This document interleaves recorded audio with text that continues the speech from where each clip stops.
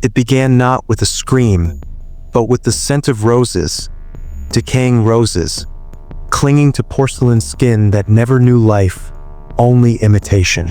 And the hair, God forgive me, the hair that grew. Picture it, if you dare. San Isidro, 1995. A village cradled by mountains older than God's wrath, where the dust tastes of ancient tears and the sun bleaches bones white. Father Mateo Vargas, a man whose faith was as weathered and solid as the stones of his little church, kept a diary, not of sermons but of shadows. And within its brittle, ink-stained pages lies the truth they tried to bury, the truth about her, La Nina de la Penumbra, the child of the half-light, a doll. She arrived in the trembling hands of Isabella Morales, widowed, hollow-eyed. Grief had carved valleys into her face deeper than the canyon ravines. Her daughter, Lucia, bright as a hummingbird, taken by a fever so swift it seemed almost eager.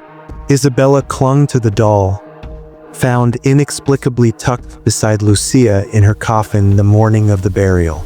A final gift? A morbid joke? It wore Lucia's favorite yellow dress. His painted smile was serene, too serene.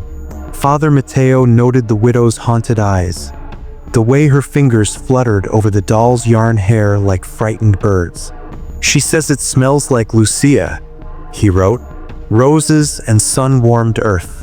But there is something else beneath, something spoiled. Isabella took the doll home, to the small, whitewashed house clinging to the hillside, overlooking the village cemetery where tiny Lucia rested. Nights became altered. Whispers slithered from the child's empty room, Lucia's room, where the doll sat propped on the bed. Whispers in a voice that mimicked Lucia's, yet scraped like nails on slate. Mama, why did you leave me in the cold? Isabella, sleepless, would find the doll facing the door, though she'd left it facing the window. A cold spot radiated from it, a winter breath in the heart of summer. Then the hair. It was coarse, black hair. Not yarn, not silk. Human hair, sprouting from the doll's scalp. Isabella, frantic, cut it off. She buried the clumps deep in the garden. The next morning, the hair was back, longer, thicker, smelling faintly of damp earth and copper. Father Mateo was summoned. He found Isabella rocking in the corner, the doll clutched to her chest, its dead glass eyes staring at the priest. The hair, he noted in his diary, felt alive, warm, and the painted smile, it seemed wider. Not painted, he scrawled later, the ink blotted as if his hand shook. The lips, they are forming. The village knew. Fear is a contagion faster than any plague. Children avoided Isabella's house, crossing themselves. Dogs howled at its walls. Padre Mateo, fearing possession, called for guidance. Silence from the diocese. Then, whispers of men in dark suits arriving, taking notes, examining the doll with instruments that beeped and whirred, their faces impassive masks. They left. Nothing changed, except the doll. Lucia's yellow dress. It began to stain. Dark patches spread like old blood from the neckline. The whispers grew louder, not just at night, but in the stark, accusing light of noon.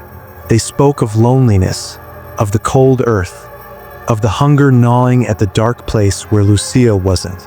Isabella, ghost thin, started answering the whispers. Soon, mi corazón. Soon, Father Mateo acted, defying silence. He prepared the rite, not in the sanctified space of the church, but in Isabella's small, terror-soaked living room. He brought holy water, blessed salt, the ancient words of exorcism heavy on his tongue. Candles guttered in unseen drafts. The air thickened, tasting of ozone and grave mold. Isabella knelt, clutching a rosary, her knuckles white bone. The doll sat on a rough wooden table, draped in a white linen cloth that seemed to resist touching it. As Mateo began the litany of the saints, the temperature plummeted. Frost spiderwebbed across the windows. The doll turned, not pushed, not toppled. It rotated its head smoothly, impossibly, on its stiff neck, until its glassy eyes fixed on the priest. And the hair, it swayed, as if caught in a breeze that touched nothing else. The voice that erupted wasn't Lucia's. It wasn't human. It was a cacophony of grating stone, tearing metal, and the wet gurgle of a drowning thing. It spoke in tongues, ancient and obscene, mocking the holy words. The linen cloth burst into cold, blue flame that didn't consume, only writhed. The doll rose, levitated, inches above the table, its tiny porcelain limbs twitching in a grotesque parody of life. Isabella screamed, a sound of utter soul-break. Father Mateo pressed the crucifix to the doll's chest. The porcelain didn't crack. It screamed, a high, piercing shriek that came from the doll. Black smoke, thick as tar and smelling of sulfur and rotting roses, poured from its gaping mouth and sightless eyes. The smoke coalesced, clawing at the air, forming shifting, hateful shapes. A child's silhouette, then a monstrous, multi-limbed shadow. The prayers became shouts, raw and ragged. Holy water hissed where it struck the smoke, boiling it away.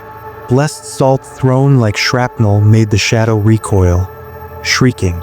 It was a battle fought in inches, in heartbeats, in the terrified gasps of a widow watching her daughter's memory defiled. The silence that followed was heavier than the mountain itself. The smoke dissipated. The cold retreated, leaving a sickly sweat on the walls.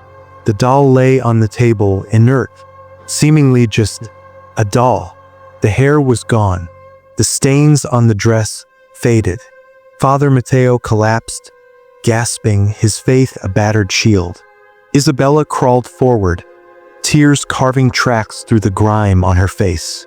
She reached a trembling hand, touched the doll's cheek. It was cold, lifeless, porcelain. Relief, thick and cloying, washed over the room. It was over. They had won. But Father Mateo's diary, the pages written after the rite, they tell a different story. His hand, once steady, became a spidery scrawl. "The silence is worse," he wrote. "Isabella sleeps now, a death-like sleep, but I hear it.